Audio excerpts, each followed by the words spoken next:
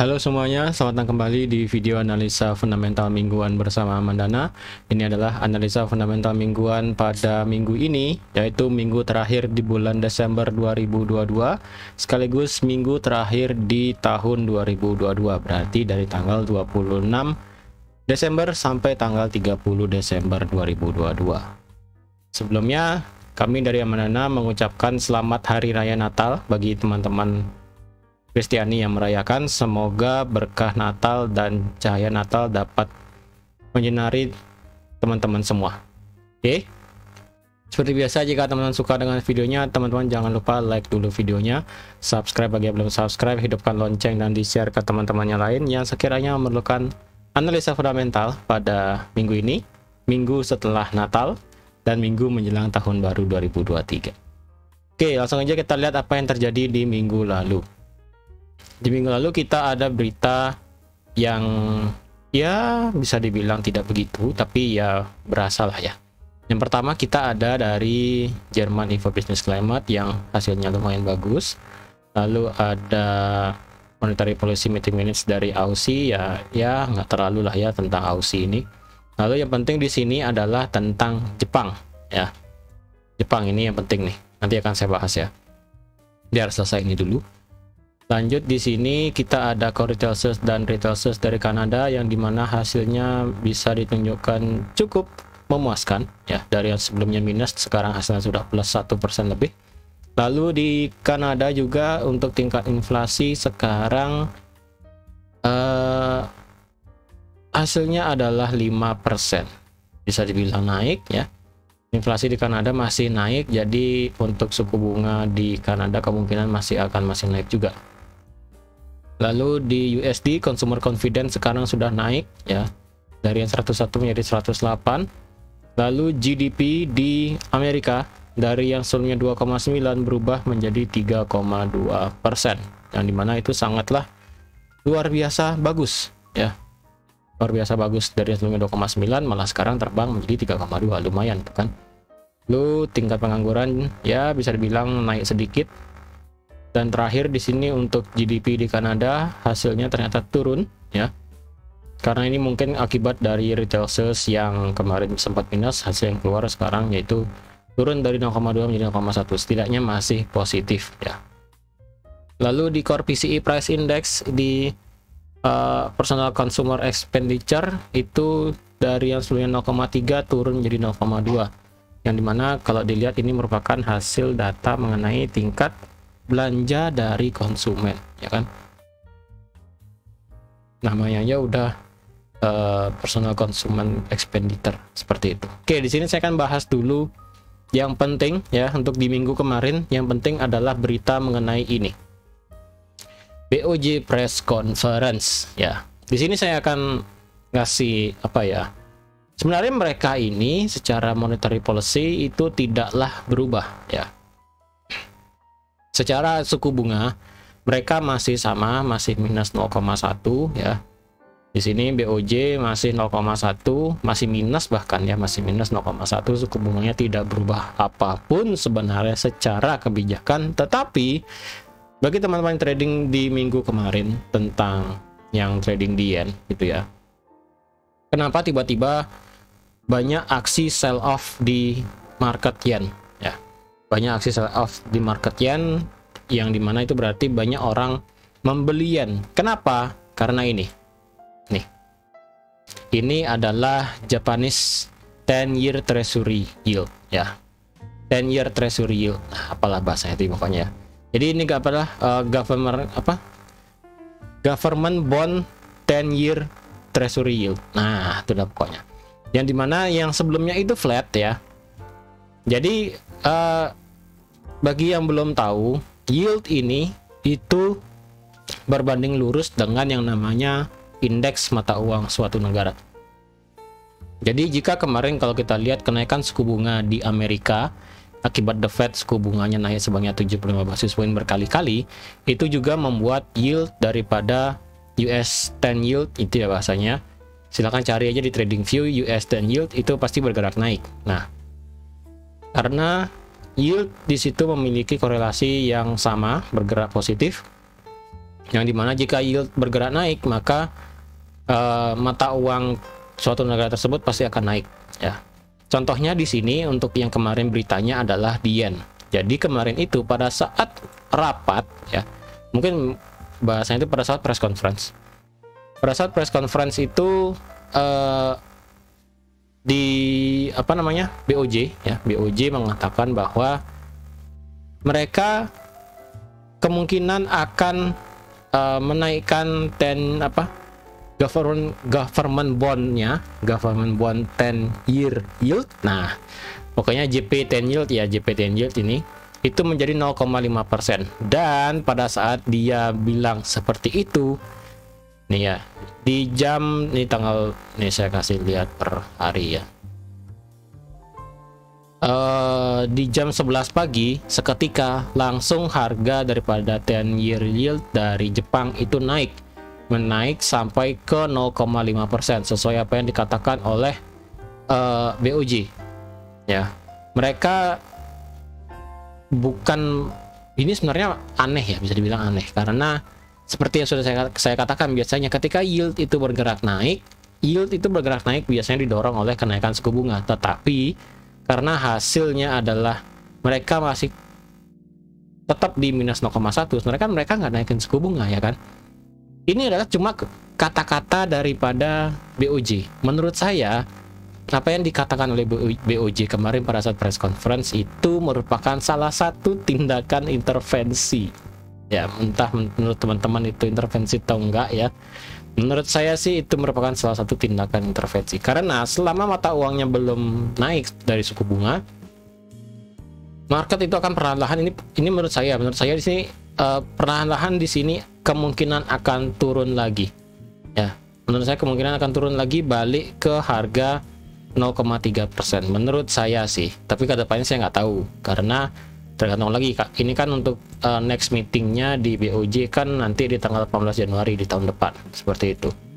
Nah, kalau dilihat juga BOJ seperti yang sudah saya katakan tadi, dia itu melakukan intervensi yang dimana suku bunganya nggak naik loh. Suku bunga itu nggak naik ya. Suku bunga itu nggak naik, dan kalau dilihat ketika suku bunga nggak naik, kok bisa yield itu naik ya? Karena pada saat press conference itu lihat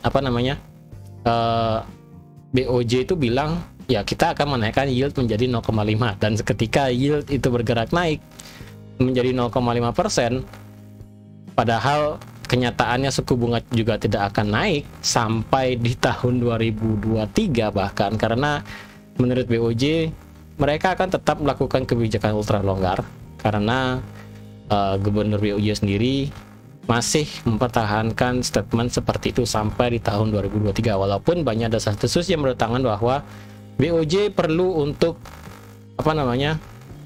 suku bunganya perlu untuk dinaikkan guna untuk mengimbangi apa yang terjadi pada saat sekarang di ekonomi global, yang dimana semua bank sentral itu sudah menaikkan suku bunganya. Jadi bisa dikatakan hanya BOJ satu-satunya bank, bisa dibilang satu-satunya bank sentral yang tidak ingin menaikkan suku bunganya, yang juga dimana suku bunganya itu masih minus 0,1, mungkin masih minus ya.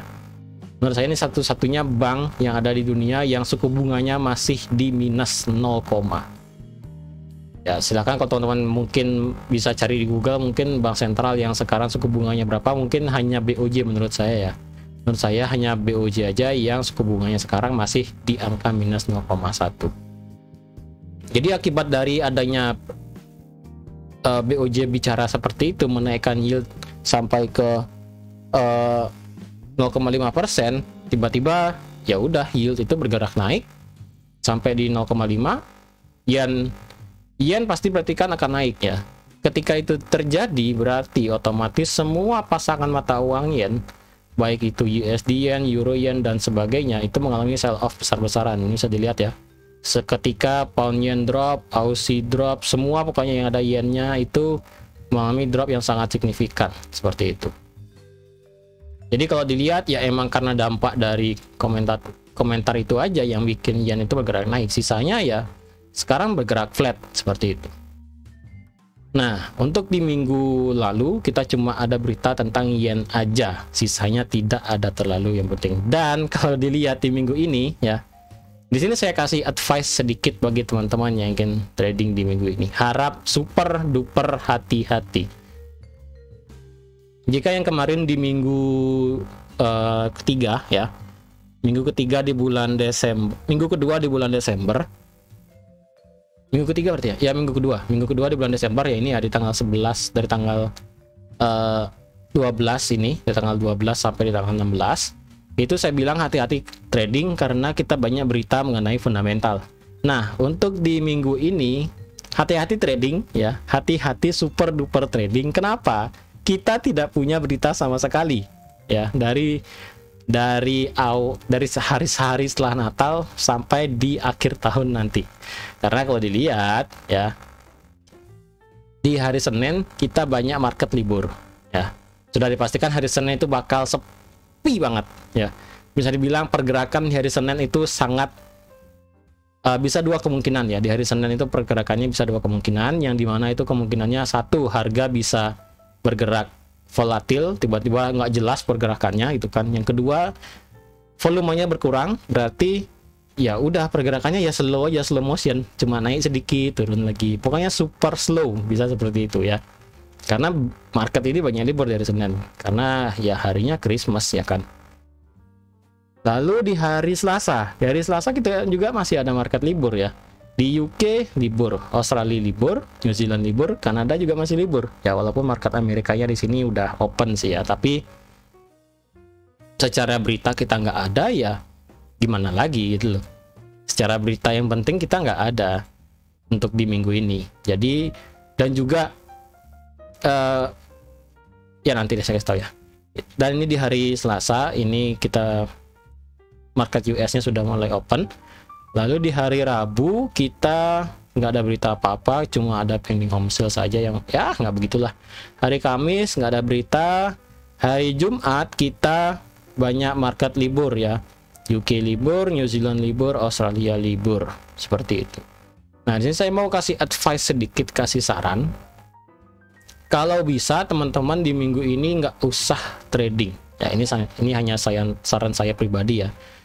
Nggak usah trading. Kenapa? Karena sebaiknya menjelang hari tutup tahun ya, tutup tahun itu berarti ya seperti yang saya katakan tadi, market itu sepi, entah itu bakal bisa volatilnya banyak ataupun volumenya berkurang, berarti pergerakannya lambat. Lalu yang kedua, kita tidak bisa memprediksi market pada saat menjelang tutup tahun biasanya ya.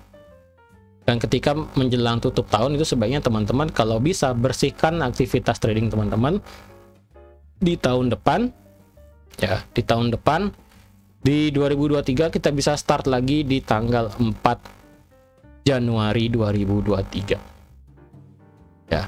Di tanggal 2 ya, salah. Di tanggal 2 Januari 2023 baru kita bisa start lagi untuk open posisi trading. Tapi untuk yang ingin trading di minggu ini, secara berita kita nggak ada ya, karena market libur, banyak market libur. Jadi lebih baik yang ingin trading di minggu ini cukup scalping aja ya.